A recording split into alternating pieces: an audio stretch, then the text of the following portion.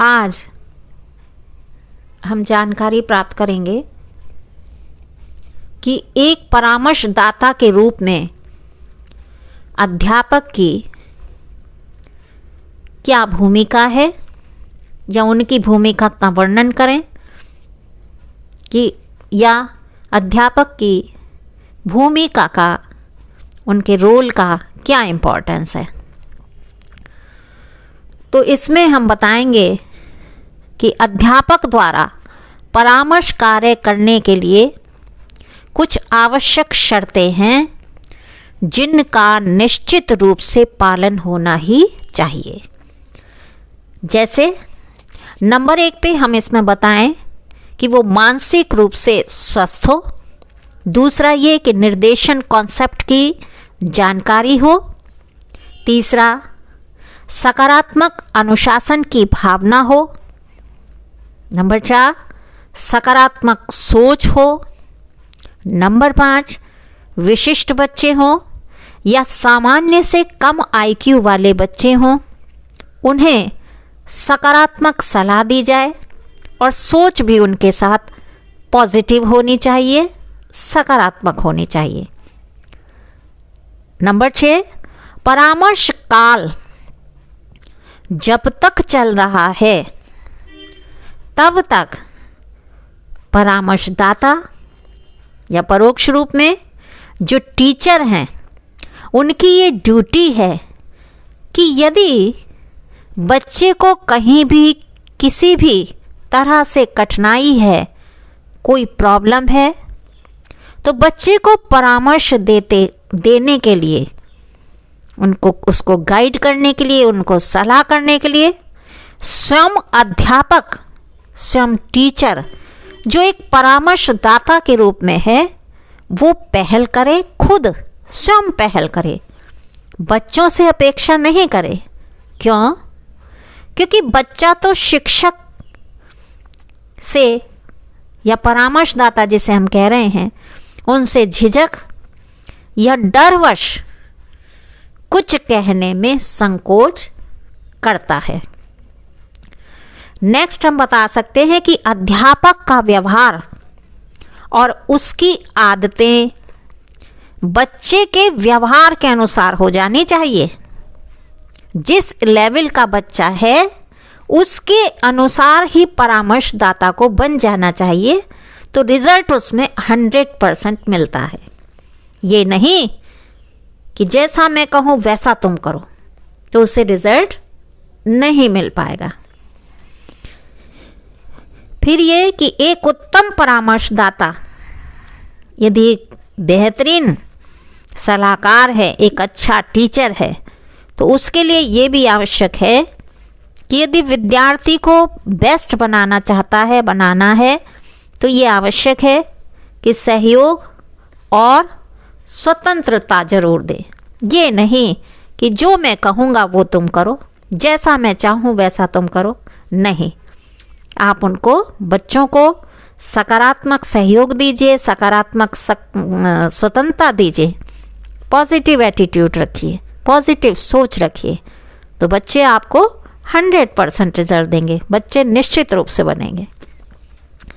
एक और इसमें हम बता सकते हैं कि अध्यापक का एक ये भी ड्यूटी होनी चाहिए, ये भी कर्तव्य है कि विद्यार्थी को इतना आप सिखा दें कि विद्यार्थी की भी निर्देशन के प्रति इंटरेस्ट जागृत हो जाए।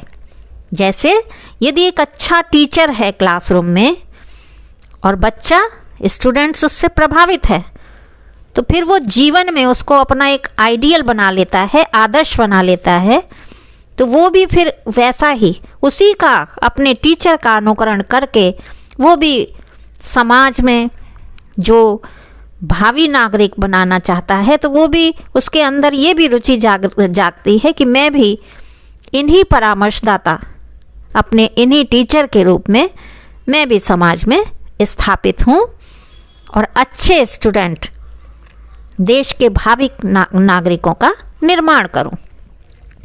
तो ये प्रभाव किसका है? ये प्रभाव है एक उत्तम परामर्शदाता का। ये प्रभाव किसका है कि एक ऐसा टीचर जिसमें सकारात्मक सोच है, जिसकी भावना सकारात्मक है, जिसका अनुशासन सकारात्मक है, तो उसके प्रति जो स्टूडेंट्स हैं वो स्वयं ही अपने आप ही नतमस्तक हो जाते हैं। एक इसमें बता सकते हैं कि अध्यापक को एक परामर्शदाता के रूप में व्यावसायिक, शैक्षिक, वैयक्तिक जानकारी एकत्रित करने की भी रुचि जरूर होनी चाहिए। मतलब संपूर्ण जानकारी हो, है ना। ये नहीं कि कुछ जानकारी आप में है कुछ नहीं है। आप बिल्कुल हर तरह की जानकारी आप रखें, तभी आप बच्चों को अच्छा बना सकते हैं। एक ये कि विद्यार्थियों के समायोजन एवं उत्तम बनाने के लिए अध्यापक के लिए, टीचर के लिए ये भी आवश्यक है कि बच्चों को को करिकुलर एक्टिविटीज़ की जानकारी दें, अनेक शिविर जो कैंप लगाएं उसकी भी जानकारी दीजिए, व्यावसायिक जानकारी भी दें।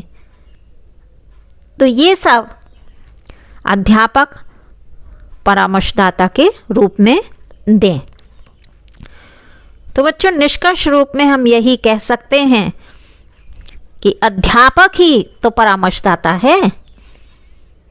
तो एक टीचर के ये चाहे गुण कह लीजिए, चाहे ड्यूटीज़ कह लीजिए, तो अध्यापक में एक परामर्शदाता के रूप में ये शर्तें निम्नलिखित होनी ही चाहिए। सार रूप में कि निर्देशन प्रशिक्षण का अनुभव हो, कैसे आप गाइड करेंगे इसकी ट्रेनिंग दी जानी चाहिए। अध्यापक अनुशासित हो, बच्चों और समस्याओं का, उनकी समस्याओं का निदान कर सकें। यह अध्यापक का निजी उद्देश्य होना चाहिए। परामर्श काल में अध्यापक के क्या कर्तव्य हों, ये सब जानकारी जरूर हो। अध्यापक का इंटरेस्ट, अध्यापक में सहयोग और समानता हो, निर्देशन के प्रति रुचि उत्पन्न करना हो, है ना। जानकारी एकत्रित करने में सहायक हो अध्यापक। विद्यार्थियों का समायोजन और विकास, इसमें अध्यापक को सक्सेसफुल होना ही चाहिए। तो आपको ये टॉपिक समझ आ गया होगा। कल फिर एक इसी से संबंधित एक और टॉपिक के साथ आप जानकारी प्राप्त करेंगे। तब तक के लिए नमस्ते।